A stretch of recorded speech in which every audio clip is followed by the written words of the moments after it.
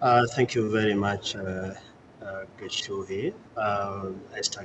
Thank you very much. The media has been very skeptical about the president's travels because compared to his predecessors, President Ruto has traveled the number of times he's been out of the country quite a number. And so from the time it was announced that he was coming over to America, to the US, the media was very skeptical because of what the people were saying.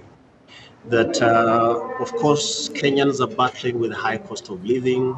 Life has become a bit difficult for most of the countrymen, but the president seemed to have funds to fly out. And so when we received reports that he was coming to meet President Joe Biden in the US, the media had this fly was basically very skeptical, and that is what we've reported. And when he landed, of course, Kenyans were complaining that the reports that they got was that the president was meeting creative people of the creative industry in Atlanta. And of course, he had not come to the White House. But when now news broke that now he was meeting the sitting president of America, President Joe Biden, there was a bit of excitement in the country. But then even after that, Kenyans were asking now, what is the president bringing home? Yeah. So basically, it's been very skeptical. The media has been skeptical, and also the people are also quite skeptical about the president's travels. Well, there were reactions here from the diaspora, Wellington, talking about, trying to inject some businesses, get some favorable things for Kenyans. But what are Kenyans really expecting when he returns to the country? Kenyans, the first thing that they expect is that whatever the president will come back home with are funds that are gonna be put in the economy to lower the cost of living. Because the country now, Kenyans are battling with the basic things of life: food, transport, employment, jobs. But now the deals that were signed appear so high end. And in fact, the video that you just played showed Kenyans complaining that perhaps the deals that have been signed might not come to the ground to benefit Mwananchi.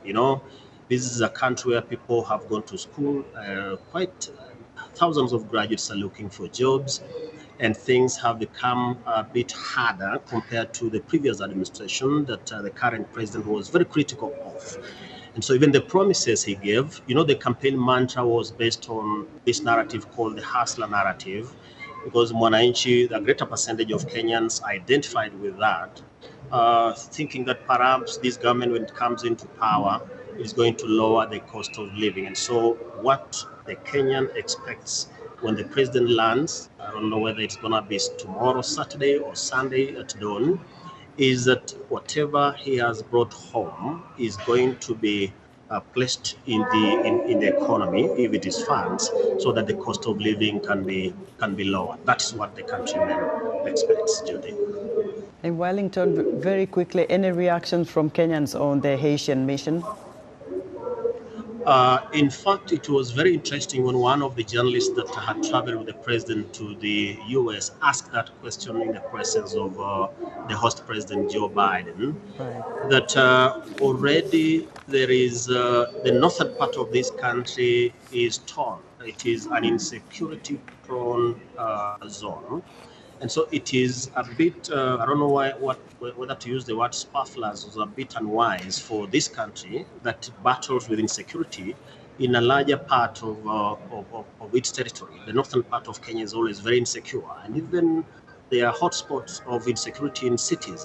So how would a country that battles with insecurity internally